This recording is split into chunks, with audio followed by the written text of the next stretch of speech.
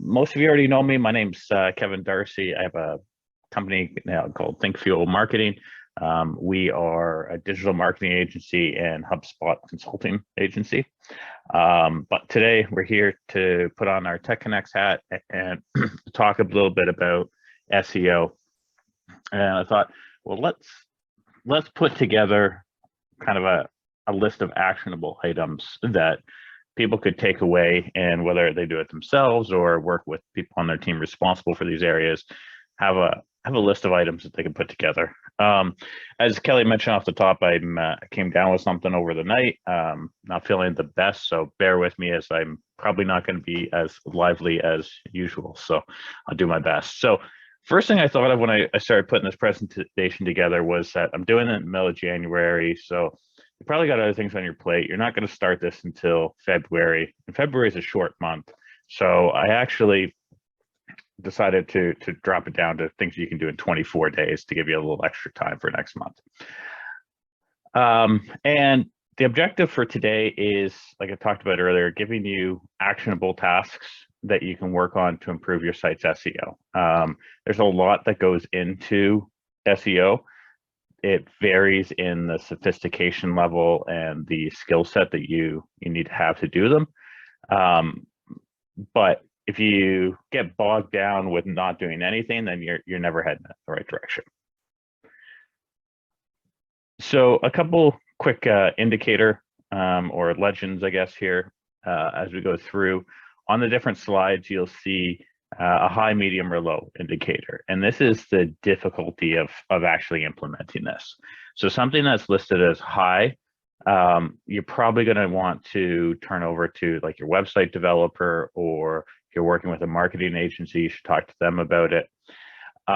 Something in a medium skill set, typically skilled marketers can tackle this type of stuff. If you manage the website, if you add new pages to your website, if you're familiar with that, it's not code based to do these types of things. So typically skilled marketers can take these on.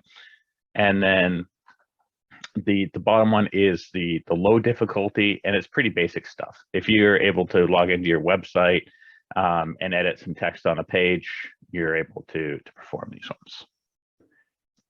And then the other indicator you'll see on the slides is these stars. And the stars just indicate how high of an impact this will have on your SEO overall, right? So 3 stars is going to have the biggest impact, 1 star lowest, but they're still important. So if you don't have the tools or the skill set to do the more difficult items, still tackle those low hanging fruit, because they're still going to get you somewhere. And then one thing I forgot to mention off the top is as always, like if you have questions as we go through, feel free to, you don't have to put up your hand, Cash. You can just come off of mute like I know you do, and just ask questions. There's always different opinions. Thanks, man. Yeah, no worries. There's always different opinions, different ways to tackle these types of things. So open for discussion around them. So the very first thing you want to do right out of the gate is check to see if your site's actually what they call indexable on Google. If you don't have one, you should sign up for a Google Search Console account. You connect your website to it, and this will actually tell you how what pages on your site have been indexed, which ones don't show. It will flag you if there's any errors with pages that are impacting performance. It's a really good free tool that will give you insights into how your site's performing. And so when you go into something like Google Search Console, you can put a URL of a particular page on your site right up here in that top bar. And when you click search, it will actually tell you, yes, this page is live and it's on Google. Okay. And if you see that, that means that it's indexed. Okay. There's 2 different categories that you'll see. You'll see crawl, if it was crawled, and if it was indexed. Crawled means that Google went through your page, it found it, but it could be a variety of reasons, didn't actually put it into search results yet. Now, some of those reasons could be that the content of your page isn't great. It could be that there's 100 other web pages that talk about the same topic that are much better than yours, so they're putting those above you. It could be technical issues with your page, but when you run this, it will tell you what the issues are, and then you can start to work towards them. Okay.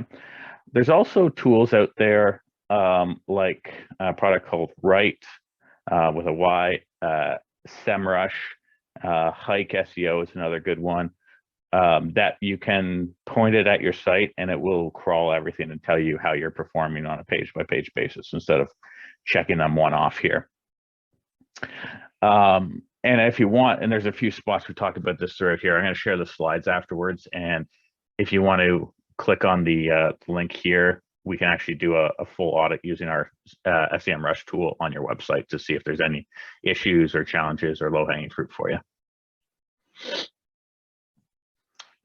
So on day 2, you want to start to look at what's called your robots.txt file. This is kind of a hidden file that's really only meant for bots, hence the name, to understand where they should look and where they shouldn't look on your website. What you see on the right side is a sample of what our basic robots.txt file looks like. And the makeup of it is the top 2 points towards our sitemaps on our pages, which we'll talk about here in a couple of slides what that is. So it tells it where to go find a listing of all of our different pages. And then the parts below where it talks about disallow, those are areas of our site where we don't want it to crawl. So for instance, if you had a landing page as an example that you didn't want to show up in Google search results because you only used it for a specific marketing campaign, you could disallow access to that. Or you could disallow access to a subdomain. So if you see in this example here, it says, disallow, don't look at anything that starts with blog-sample, right? So you can start to control what search engines look at and not look at. The other thing that's really important in this robot.txt file is if you're running a WordPress site, by default, there's not much here in this disallow, but in WordPress sites, and there's tons of articles that will give you examples of what the best practices are. But there is folders that if you don't disallow, can actually give bots and people access to sensitive information about your site. And that tends to be one of the easiest ways that sites get hacked. So if you want to see what your robots.txt file looks like, you just go to your website /robots.txt and it should come up. If you need help creating one, if you're on WordPress, there's plugins for it. If you're in something like the CMS builder, like a HubSpot or Webflow or Squarespace, there's sections within those tools that manage it for you. Any questions? Yeah, Jason, quick question for you. Sometimes for myself and my client, we have confidential information that is within a WordPress site, but the content is, it's got a password protection on it at the beginning. Right. So I assume that will get rid of that issue if it does index the site, it's still not accessible, right? That's correct. Yeah. Okay, thanks. Yeah, good question. Okay. So next day, what we want to do is make sure that our website's mobile friendly. I mean, we've all been preaching this for the better part of 5 or 6 years now. Google since 2018 has used the mobile first methodology, which means that their bots look at your site from a mobile perspective first. So it's important that it's user friendly, that things are laid out properly. And I've linked 2 resources in here. We have a website grader on our website that you can use that will kind of tell you some issues with your mobile layouts. And then there's the Google mobile test tool, which is a little bit more sophisticated, but it'll give you the similar results as well. Some really common issues that we see on mobile layouts is the alignment and spacing of things. So, things like elements like buttons or links that are too close together, because basically all of this is going to, if the user on your site gets frustrated and has a bad experience, they're going to leave. And that's not good for you because you wanted them on there and you want to convert them. But then those also send ranking signals back to Google that this site didn't serve the purpose of what the person was looking for. So when you put, two buttons too close together, people with big thumbs like myself have trouble clicking on the right one. If the font's too small on mobile, it's hard to read. I typically don't go lower than like an 18-point font on websites for the body text. And then you just want to make sure that if you designed it on a desktop, that when you start to look at, do pictures and text line up, do things stack properly when you switch to a mobile mode, all of those types of things you just want to make sure are working. Can I ask a question? Yeah, about please. that too? Is it used to be like, I know devices are more powerful now. You used to have to worry about graphics, like maybe have an alternate pick or. Yeah, absolutely. Is that still an issue or? It is, and we talk about that a little bit because it's an issue on both desktop and mobile, but mobile specifically. I mean, with people with like 5G phones and things like that, it's becoming less of an issue, but it can still be a problem. We'll talk a little bit about those as we go through as well. Good question, though. Thanks. And then in the first one, we were talking about, are the elements right? Are the layouts right? Things like that. And what we want to look at here is how is the actual user experience on there? If you pull open your phone, can you easily click to information? Is the information that you need to see accurate and easy to read? If you've got one of like the iPhone Maxes or something like that, or a large screen smartphone, and you hold it in the bottom, kind of like how the person in this picture is here, it can be hard to get your thumb up to hit the menu button, right? So is it easy to get people where they want to go, or do people have to move around a lot to find it? And again, like we talked about before, if your site's not user-friendly on a mobile experience, people leave, and those bounces send negative signals back to Google and other search engines and can affect your rankings overall. Hey, Kevin, this is just a question on phones, and I don't know if it's kind of a strange question here, but there is this big trend now of going back to the flip phones. Does it, like, how are you able to check that? Does it come out the same way? Does it like transfer the same way as, when you're looking at it on your iPhone? Do you know? Yeah. So depending on which phone, like some of the flip ones, when you actually open them up fully, it's the normal screen size of a normal phone. Though that being said, I don't know if they're built into it yet or not, but if you right click, and one way that you can test your mobile navigation without going on different devices, because you probably only have a phone, maybe a tablet. If you right click on your website page, if you're in Google Chrome, there'll be a button down near the bottom that says inspect, and it will open up this weird console debugging screen at the bottom or the side of your screen. But somewhere near the top left of what that opens, you'll see something that looks like a mobile phone icon. And if you click on that, you can actually toggle between different devices and screen sizes to see what it's going to look like. Okay. Darcy? Yeah. So when you guys are coding your website, the one doing the coding, if it's not you, just ask them if they're making a responsive website, and that will adjust to any smart screen. Exactly. Yep. But even still, there are some elements that, like, okay, yes, it's responsive, but is it responsive in the most meaningful way? And what I mean by that is a lot of the times when you scroll down a page on a desktop, a common layout that you'll see is text on the left side, then an image beside it. And then when you scroll down to the next section, you'll see an image on the left side and text on the right, and they'll kind of alternate back and forth. And if they're not coded properly, when you stack those, everything becomes one column and they're not side by side. And it would go text, picture, picture, text. So it kind of breaks the flow of it a little bit. But again, there's ways to adjust for that. You just got to make sure that people are doing that in the design phase.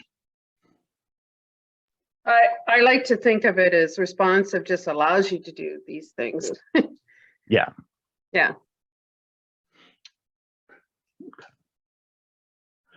All right. So here's this one gets a little bit more technical. So if we've got some technical people on the call, great. You'll probably like this and understand it. If you're not so technical, I would suggest going to this website, GT Metrics, running your website through it.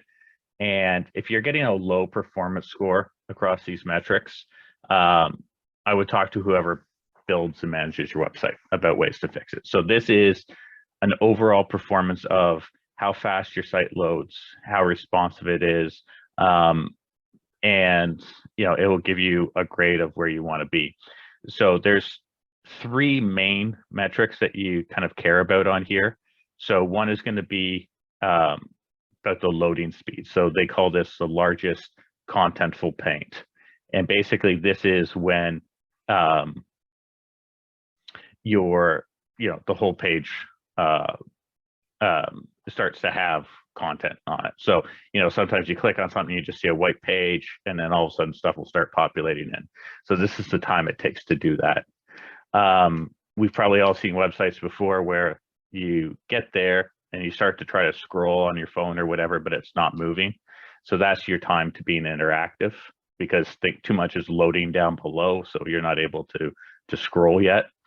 And then visual stability, or your cumulative layout shift, is once everything is done, all the coding is loaded, and everything's in the right spots on the page. And the reason that this is important is kind of goes back to the question earlier about image size and things like that. The longer your site takes to load, the more likely people are going to be to bounce, especially on mobile devices. So, I mean, we've probably all done that a number of times. You click on a link in Google, you sit there, it feels like you're waiting forever. In reality, it's probably been like 3 seconds, but you just swipe back and you go to the next page in the Google results, right?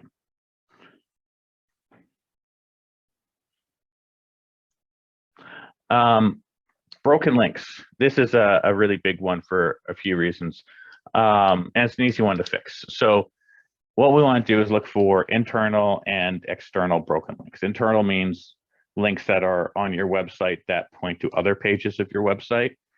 External are links that go from your website to another source. Typically, you would have external links in blog articles to cite sources that you got maybe stats from. Then if you have like a partners page who you list like companies that you work with, you might have links out to them as well.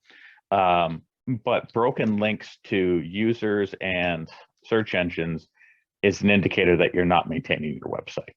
And if you're not regularly maintaining your website, then you're probably not providing the most up-to-date information, and then things start to spiral down from there. So tools like Google Search Console, again, right, SEMrush that we talked about, they all can help you check for those broken links. They'll tell you which page they're on, where they're linking out to. Or if you want to submit the form on that page, we'll run an audit and give you a report on that as well.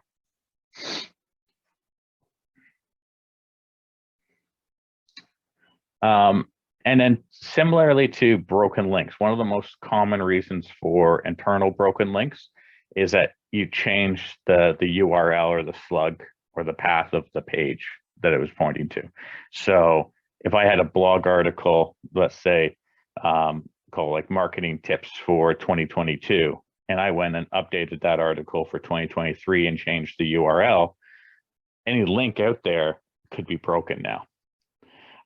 So what redirects are is they are a little piece of code that says, hey, if you're looking for this 2022 one, I'm automatically going to send you this 2023 one.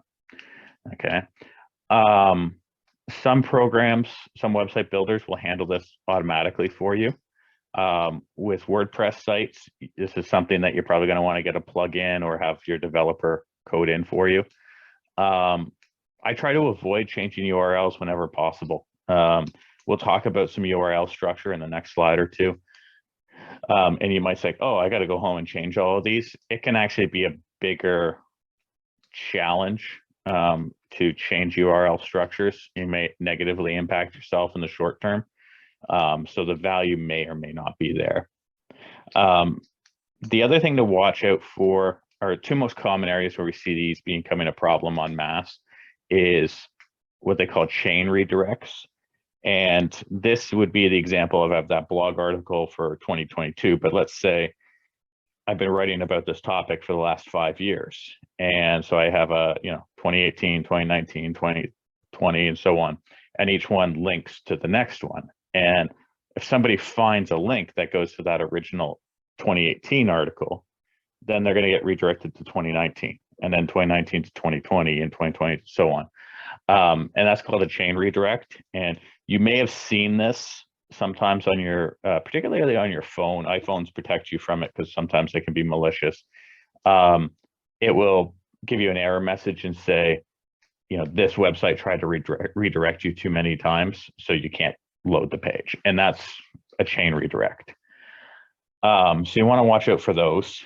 And then when people launch new websites, that's the other time where we see them forget to do these 301s. So when you launch a new website, maybe you have all new URLs and paths for all the new pages because you've significantly changed the layout and the architecture of your site. You still want to make sure you have all these 301s because let's say there's a Facebook post from 2 years ago that has a link to a particular page. Now, if anybody finds that post, it's going to have a broken link and it's not going to be a good user experience. So before you launch a new website, you want to take a full inventory of all of your URLs on the old site and then make redirects for every one of those pages to what page they should go to on the new site. Any questions on that one?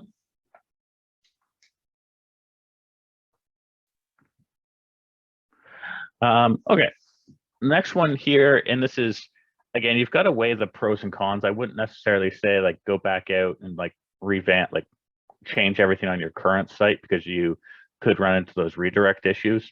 But if you're thinking of launching new sites or new sections to your website, this is something to think about, is standardizing the URL structure of your website. So you could have, as you see down the left side here, we've got, a resources section to our site. And then we have separate pages underneath that resources subdirectory to different tools, right?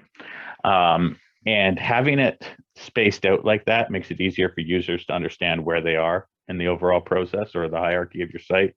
But it also shows Google how your pages and content are interlinked. So the image here is just kind of a visual representation of that. If you think of the large circles as the main sections of your website. So for us, it would be marketing services, HubSpot consulting, web development, resources. And then from there, you link out to the actual pages as well.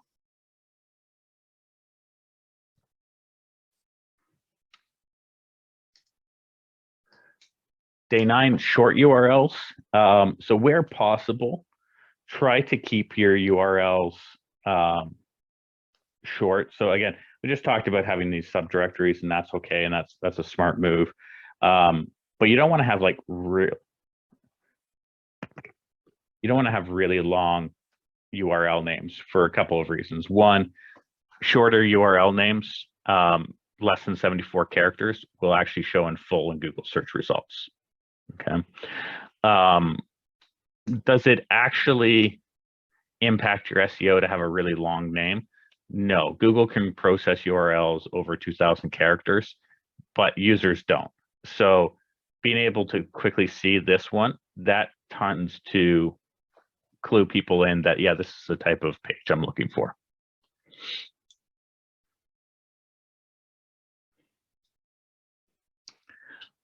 Anchor text. This is kind of a new one that a lot of SEO tools have been recently picking up on. And what this is referring to is when you have a link on your website to another page on your website, let's say, a lot of the times people will say like, learn more or click here or those types of things. And that description or that text doesn't really tell search engines what that page you're going to is and why it's related. So try to use the keyword that you want that next page to rank for in your link. So as an example, if I wanted, if you landed on our marketing services pages, you can branch out to 3 different sections from there. And instead of just saying click here, and I think I have an example of this in a couple of slides, you'll see that the text on the button is more descriptive of what we want the user to do or what that persona is looking for.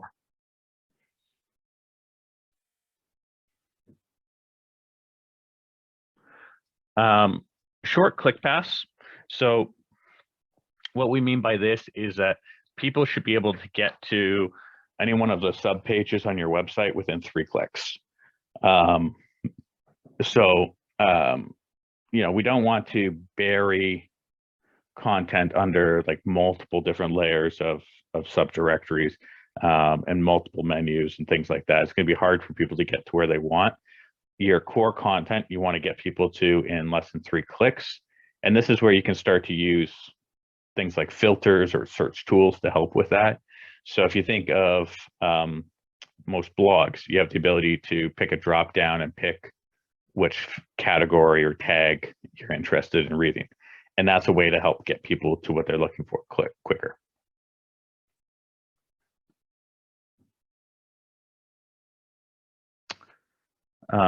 So internal linking, and here's that example of where we talked about. So this is a screenshot from the marketing services page on our site.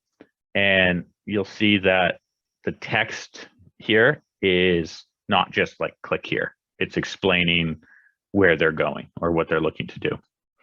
And internal linking helps search engines and users understand how content is related and get to the information they need quickly. So without internal linkings, for example, if you just relied on your navigation to get everybody anywhere they needed to and the pages themselves didn't have links to other pages, Google's going to kind of look at that as though you have 30 unrelated pages. Where what you want to be showing Google is that we are actually an authority on a topic and we have a lot of content about that specific topic. The other thing that you want to look out for is what's called orphaned pages. And we see this quite often where somebody says, oh, we're going to create this page and I'll send it out on an email newsletter for people, but then it's not linked anywhere else in your website. So it's almost impossible for search engines to find that content and rank it. Any questions so far? Yeah, a question on that last point. Yeah. So what would be a best practice if you have something you're sort of sending out in isolation and you may or may not intend to link it to the mothership, so to speak? What would you suggest as the best practice, how to handle that? Yeah, absolutely. So basically what I would suggest is there's a few ways to do it. Is you would want to either add it to that robots.txt file that we talked about near the beginning as a disavow. So we're just saying, or disallow, sorry. We don't want bots to crawl that page. Most website builders, you can do it with plugins in WordPress as well, will allow you to check a box that says, don't display this page in search results. And what that is basically doing is doing a page level disallow, like what your robots is. So instead of editing your robot.txt file for every page, you can pick and choose the pages. So there's typically ways in any website platform or builder that will allow you to say, hide this from search results or don't show in search results. Thank you. Yeah, absolutely. I have one question. Yeah. So for the link button, we should use our natural keywords, organic keywords, put our organic keyword into a link button. Is that correct? Yeah, ideally, I mean, you want to avoid doing what's called keyword stuffing, in the sense of like adding the same phrase or keywords more than 4 to 6 times on a page. But if we take the one on the right side here as an example, we want the page that this box is going to take you to, we want that page to rank for the phrase outsourced marketing services. So that's what we've labeled the button, to give it more context to search engines of where this is taking the users. All right, thank you. Absolutely. Okay, so we mentioned sitemaps way back at the beginning when we talked about the robot.txt file. And sitemaps are basically just this coded file that lives on your website. You can get to it by going to your website /sitemap.xml. And it basically, it can look a lot different than this one. It may look the same. If you're on something like Squarespace or Webflow or HubSpot, it's going to look like this. If you're on WordPress, it's controlled by plugins, so it's going to look a little different. But essentially, this is a file that you can submit to Google Search Console and say, here's all of the pages on our website. And most website tools will update this automatically every time you publish a new page or a blog article. And it will tell it when it was the last time it was modified. So if the Google bot comes back and says, hey, we haven't crawled this page since October, it can start to see, oh, all of these pages have been updated since then. So it's going to go back and recrawl them. And it's basically just an instruction sheet for where to go and find content on your page. And the question earlier about if we want to hide particular pages, essentially what that toggle that we talked about is doing is 2 things. It puts a little bit of code into the actual page itself, but then it also gives a command to not show that page in this sitemap as well. And like you saw on the very first slide or second slide with the robot.txt file, you want to include the URL to this sitemap in your robots file, because search engines hit your robots file first, because it's using the honor system, but it's trying to identify what it's allowed and not allowed to look at.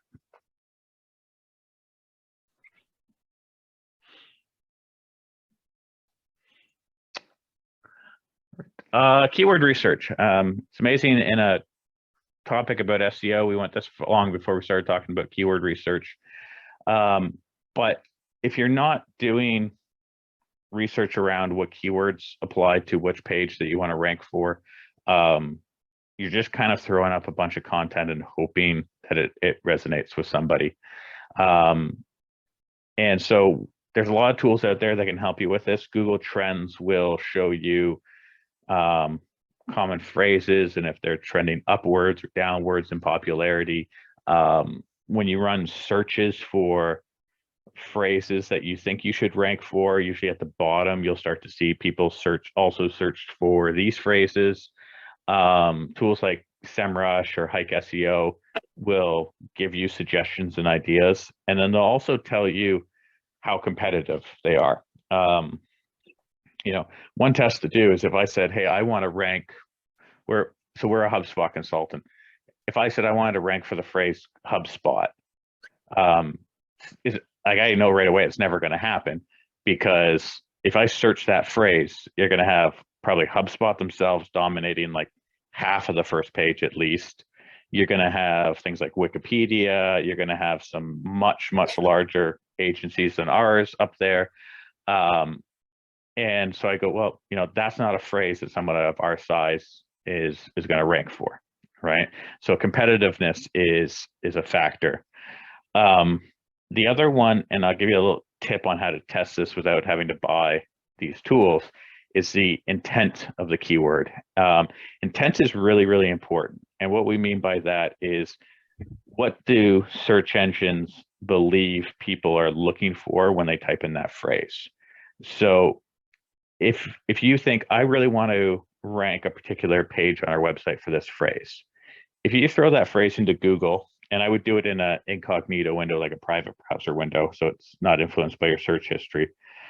Look at the types of pages that come up. If everything that you see are like blog articles or Wikipedia articles or news articles, Google understands that to be what they classify as like an informational keyword.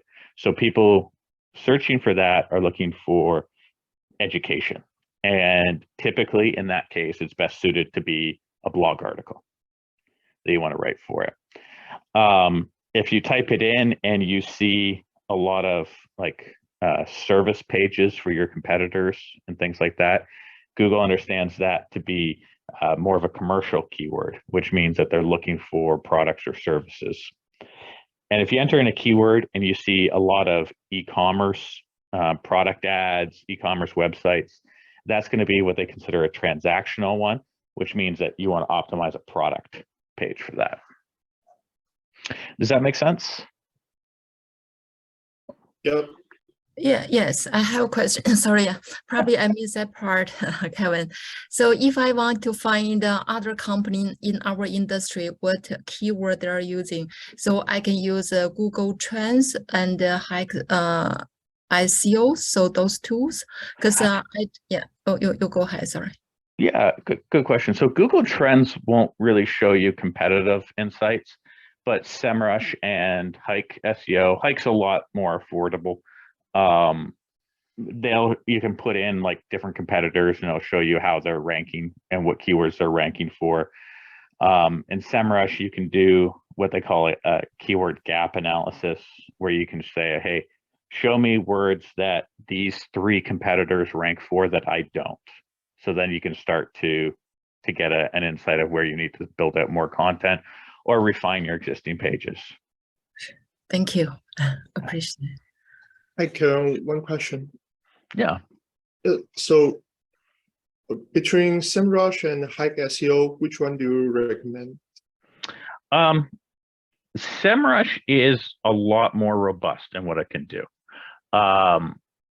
There's tools in there to help you with everything from social media to ads to analyzing backlinks, so people linking to your website and if that's good or bad for you. It does a lot of competitive research. They have a tool that actually will weigh in, and I'll show you a screenshot of this tool in a moment, when you're writing content, if it's good SEO content or not. But for most beginners, small businesses, things like that, Hike is going to get you what you need for like 20% of the cost. Okay, thank you. Yeah. All right, so titles and meta descriptions. These ones we talked about a lot, very easy to do. These are what show up inside of your Google search results. So the title is what shows up as the clickable link. The meta description is the part below. The title shouldn't be confused with the heading on your website. Those are typically different things, and we'll talk about headings next. You want to keep your title under about 70 characters and your meta description under 150. One thing that I see people do way too much is they'll start the titles with like their brand name. So somebody might do ThinkFuel, outsourced marketing services. Always start it with the core keyword that you want to rank for. Because if I typed in outsourced marketing services, I'm going to, more likely than not, I'm going to click on the one that has that in the title right at the beginning, because I read left to right, right? So unless you've got a massive brand name where people are searching you by name, you'll see in this example, we only have 70 characters, and I'd rather rank for these 2 words than my own brand name for this page. And then try to include a call to action. Your meta description doesn't actually influence your SEO, but what it does is it influences like your click-through rate. So use it as a 1 to 2 sentence sales pitch and a call to action why they should click through to your site.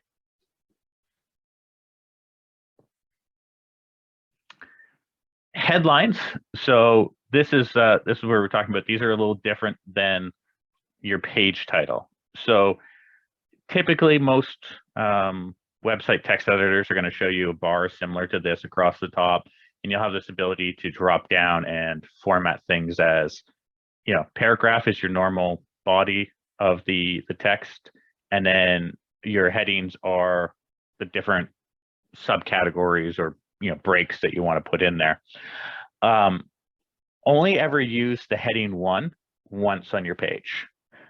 Search engines use your heading 1 as the primary identifier of what the page content is about, and if you put more than 1 in there, you're just going to confuse it. If you a lot of times people use 2 heading 1s because when you pick a heading, it normally changes the color and the size and the font and things like that. If that's important to make it look the same, just pick heading 2 and change your font, change your colors, change your sizing up here to match. Okay. You can have as many H2s through 6 as you want on your site. Kind of use them as chapters of a book in a way. And then try to use your keyword and related keywords in the headings, and be concise where possible. Okay, so this is a screenshot of the writing assistant tool that SEMrush has. So you can plug this into Google Docs or right within their own text editor in their site. And as you write a page content or a blog article, it'll actually come back and say, hey, your text may be too simple for your audience. Added more details. Your text is longer than your best performing competitors. You should shorten it. So it'll start to give you information on how to change your copy to really align with what they're doing. You also see these recommended keywords. So these are phrases that other people in the top 10 have in common in their content. And so adding these related keywords into my content will only help make it stronger. One question we get asked a lot too is how long should a blog article be? And you can see this one right here, the second bullet kind of highlights it. There's no right or wrong answer. There is a right answer. There's no standard answer to this. And what I mean by that is that your text should be slightly longer, not drastically longer, than everybody else in the top 10. Reason being is that if you're much shorter, search engines are going to say, well, there's no way you cover the topic in as much depth, and our users want answers to their questions. And if you're much longer, they're going to start to think of it as fluff content.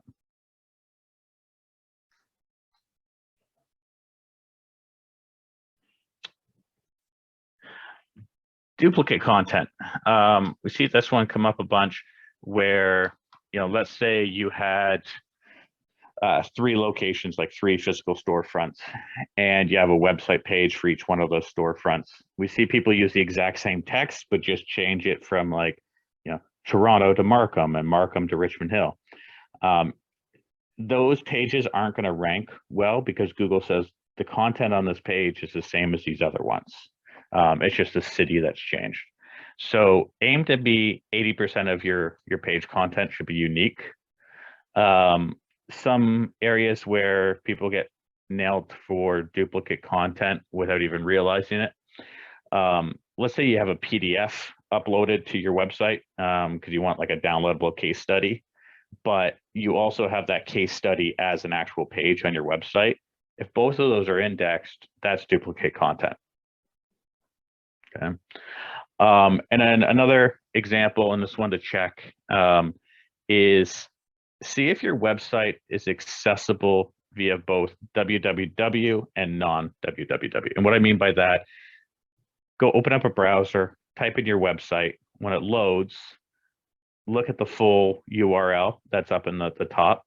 And if it has www in front of it, remove that, hit go again, and now look at that URL. Did it drop the www and it's still showing you the same content?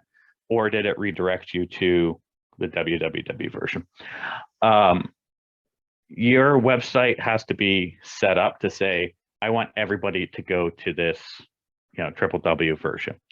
And if it's not set up that way, then, excuse me, you basically have 2 copies of your website in search engines' minds.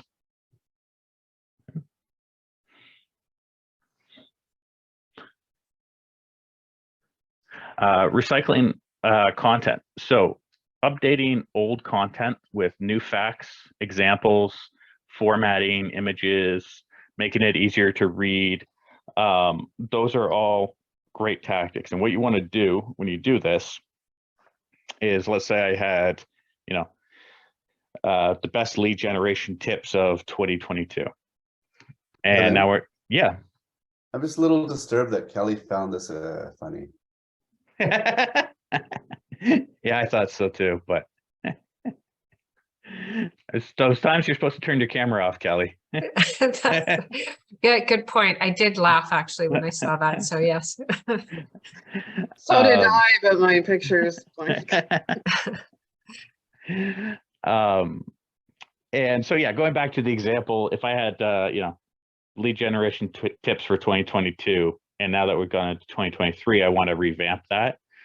I'm going to update some of the content. It doesn't have to be a complete rewrite, but I'm going to update it.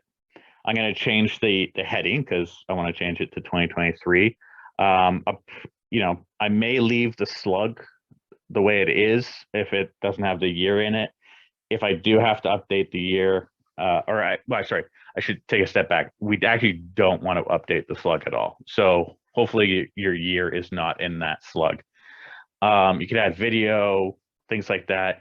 And then here's the real thing is that what you want to do is not just save that new version, like don't just click save or update. You actually want to unpublish that article and then click the republish button again. And that sends signals to search engines that this is actually a newly published piece, not just something that has some edits. So it's going to get more attention faster from search engines.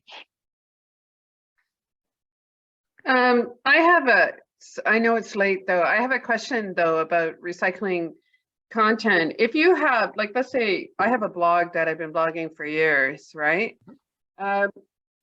Like, is it actually not good to have a lot of old content? Like, should you maybe hide some older blog posts that aren't ranking, or?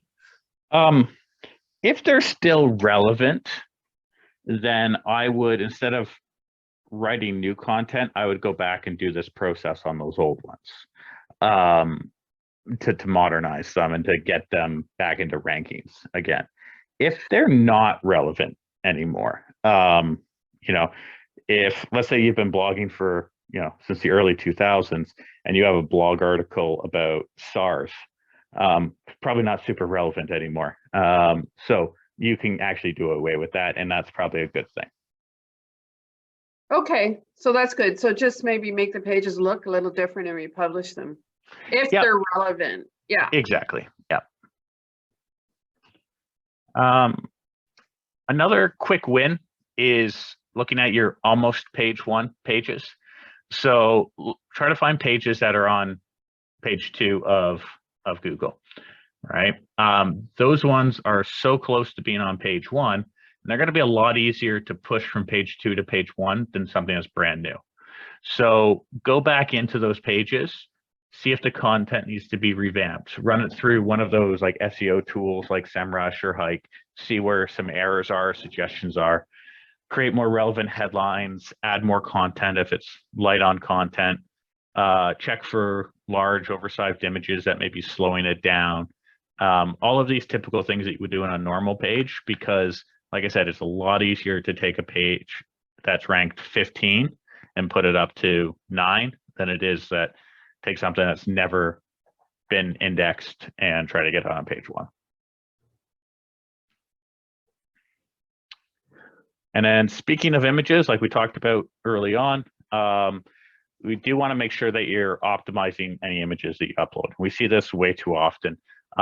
People go onto something like Shutterstock and they download a high-res image and it's like 12 or 15 megabytes, and then they just upload that as is onto their site. And it's usually up near the top of the page. And website pages have to load from top to bottom. So when you put it up at the top, you're saying that whatever device somebody's on has to download 15 megabytes worth of images from your server before anything else loads and your site becomes interactive. So there's tons of free tools online for compressing images, and you really just want to get them down to, under 100 kilobytes where possible. And then pretty much all website builders, when you add an image, it's going to ask you for something called alt text. Alt text is basically a description of what that image is. And you want to use like a sentence to describe this image usually for two reasons. One, alt text is what like reading apps for people with visual disabilities use to explain what's on the site. And it's also a good place to put in keywords so that you show up in Google image search, which helps boost up the rest of your site as well.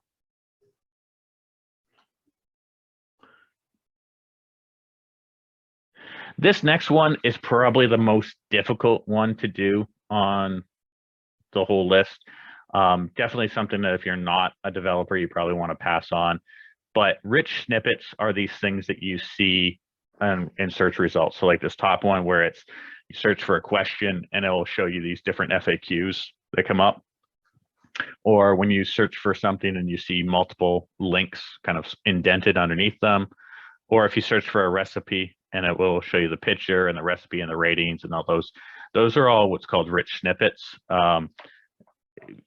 In the SEO world, sometimes people will refer to them as like position 0 because they're at the very top of everything and they tend to get the most clicks through. So schema is not something that I'm going to dive into how to do right now, but I did link to an article that's about that, and you should talk to whoever's managing your website to make sure that they're adding schema markup code to relevant pages.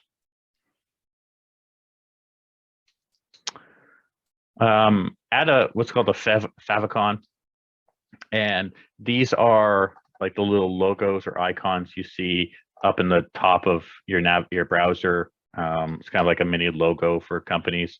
Here's two screenshots from mobile devices for ourselves and Text Connects, who both have one in place. And what's nice about this is that on mobile, these show up and it creates a little bit of a brand awareness. It helps you stand out, so it improves click-through rates. And if you don't have one, that's where you just typically get that very dull gray globe. So adding this can help with click-through rates because people tend to gravitate towards them. And then our last day, local SEO. If your products or services are what search engines deem to be local, an easier way to test that, again, open up a private browser window, search for the name of like your product or your service, and see if a map pack pulls up, like it shows you locations nearby. And if it is, then search engines think that people will not travel far to go and do this. Two examples is that you're not going to drive to, San Francisco to go to an Italian restaurant, but you will buy software from somebody in San Francisco, right? Two different use cases.